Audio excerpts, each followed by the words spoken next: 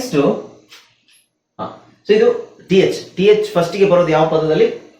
Function words. So ಈ words ಅಲ್ಲಿ ಮಾತ್ರ ನಿಮಗೆ ದ ಅಂತ ಬರುತ್ತೆ. ಓಕೆ, ಸ್ಟಾರ್ಟಿಂಗ್ ಅಲ್ಲಿ. ನೆಕ್ಸ್ಟ್ ನೋಡಿ, ದ ದ ದ ಯಾವುದು? ದ ಥ ಅಲ್ಲ, ದ ದ ಎಲ್ಲಿ ಬರುತ್ತೆ? ಎರಡು ವೊವೆಲ್ಗಳ ನಡುವೆ ಬಂದಾಗ ಟಿ ಎಚ್ ದ ಆಗುವುದು. ಎಕ್ಸೆಪ್ಷನ್ಸ್ ಇರುತ್ತೆ, ಸ್ಪೆಲ್ಲಿಂಗ್ ರೂಲ್ಸ್ ಅಲ್ಲಿ ಎಕ್ಸೆಪ್ಷನ್ಸ್ ನಾನು ಇರುತ್ತೆ ಅಂತ ಹೇಳಿದ್ದೀನಿ.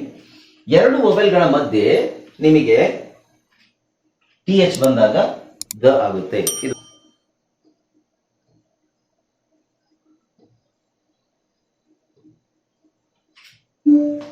ನಾನು ಹೇಳಿದ್ದೇನು? ಎರಡು ವೊವೆಲ್ಗಳ ನಡುವೆ ನಮಗೆ ಎರಡು ವೊವೆಲ್ಗಳ ನಡುವೆ ಬಂದಾಗ ಟಿ ಎಚ್ ದ ಆಗುವುದು. ವೊವೆಲ್ ಇದೆ, ಯಾವುದು? E vowel, O vowel, E vowel, A vowel, E vowel, A vowel. ಇವೆರಡರ ಮಧ್ಯದಲ್ಲಿ ನಿಮಗೆ ಟಿ ಎಚ್ ಇದೆ. ಎರಡರ ಮಧ್ಯದಲ್ಲಿ ಬಂದಿರೋದ್ರಿಂದ ಅದನ್ನು ನಾವು ದ ಅಂತಾನೆ ಹೇಳಬೇಕು ಹೊರತು ಥ ಅಂತ ಹೇಳಕ್ಕಾಗಲ್ಲ. That's the rule. Hi friends, ಇದೊಂದು ವಿಶೇಷ ಸೂಚನೆ. ನಮ್ಮಲ್ಲಿ ಇದೀಗ ಆನ್ಲೈನ್ ಸ್ಪೋಕನ್ ಇಂಗ್ಲಿಷ್ ಕೋರ್ಸ್ನ ಹೊಸ ಬ್ಯಾಚ್ ಶುರುವಾಗಿದೆ. ನೀವು ಇನ್ಮೇಲೆ ಎಲ್ಲೂ ಹೊರಗಡೆ ಹೋಗಿ ಇಂಗ್ಲಿಷ್ ಕಲಿಯುವ ಅವಶ್ಯಕತೆ ಇಲ್ಲ. ಮನೆಯಲ್ಲೇ ಕೂತ್ಕೊಂಡು ಯಾವುದೇ ಟೆನ್ಷನ್ ಇಲ್ಲದೆ, ಏನು ಮುಗಿದಿರಬಿಲ್ಲದೆ ಇಂಗ್ಲಿಷ್ ಮಾತಾಡೋದನ್ನ ಕಲಿಯಬಹುದು.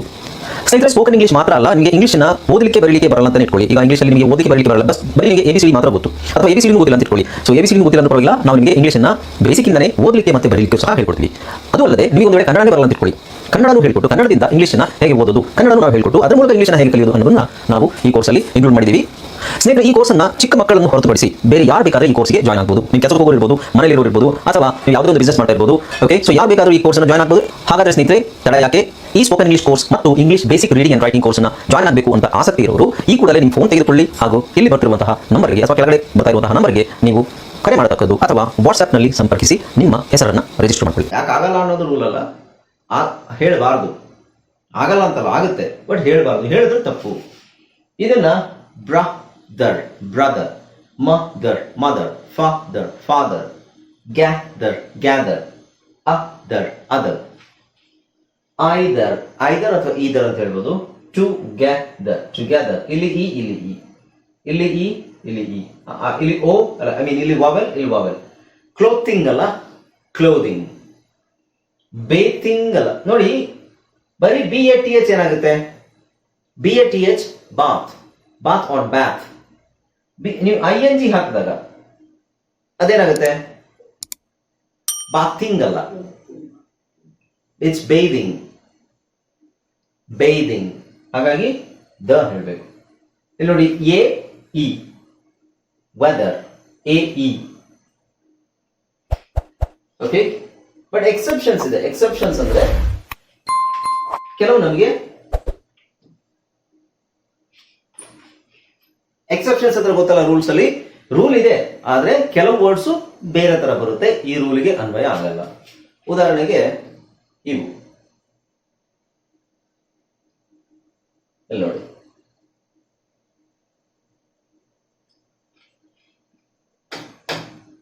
ಸೊ ಇಲ್ಲಿ ನಿಮಗೆ ಎ ಇದೆ, ಇಲ್ಲಿ ಓ ಇದೆ, ಇಲ್ಲಿ ಇ ಇದೆ, ಇಲ್ಲಿ ಓ ಇದೆ, ಅಂದ್ರೆ ವಾವೆಲ್ಸ್ ಇದೆ. ಇಲ್ಲಿ ವಾವೆಲ್ ಸೌಂಡ್ ಇದೆ, ಬಟ್ ವಾವೆಲ್ ಇಲ್ಲ. ಬಟ್ ಇಲ್ಲಿ ವಾವೆಲ್ ಇದೆ. ಓಕೆ, ಸೊ ಇಂಥ ಕಡೆ ಮ್ಯಾರಥಾನ್ ಆಗುತ್ತೆ ಹೊರತು ಮ್ಯಾರಥಾನ್ ಆಗಲ್ಲ. ಇದು ಮೆಥಡ್ ಆಗುತ್ತೆ ಹೊರತು ಮೆಥಡ್ ಆಗಲ್ಲ. ಎನಿಥಿಂಗ್ ಅಲ್ಲ, ಸಮಥಿಂಗ್ ಅಲ್ಲ, ನಥಿಂಗ್, ಎವ್ರಿಥಿಂಗ್. ಓಕೆ, ಸೊ ಈ ತರ ಈ ವರ್ಡ್ಸ್ ಎಕ್ಸೆಪ್ಷನ್ಸ್ ಅಂದ್ರೆ ಈ ರೂಲ್ಗೆ ಅನ್ವಯ ಆಗಲ್ಲ. ಓಕೆ, ಮದರ್ ಫಾದರ್ ಅಂತ ಹೇಳ್ಬಿಟ್ಟು ಒಂದು ಸ್ವಲ್ಪ ಎಕ್ಸ್ಪ್ಲೈನ್ ಮಾಡಿ ಸರ್. ಅದು ಎಕ್ಸ್ಪ್ಲೈನ್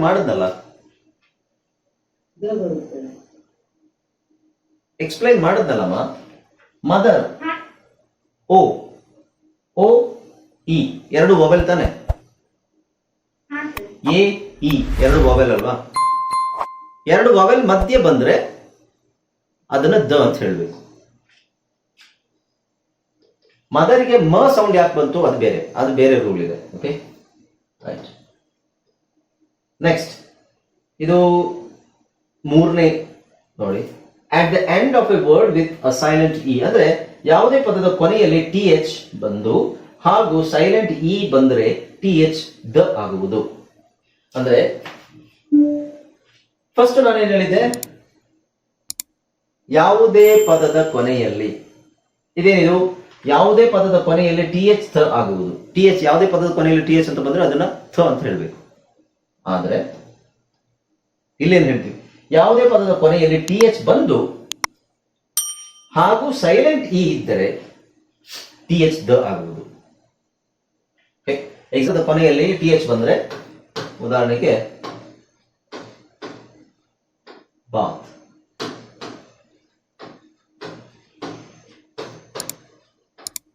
ಸೊ ಇದೇನ್ ಓದ್ತೀವಿ, ಬಾತ್.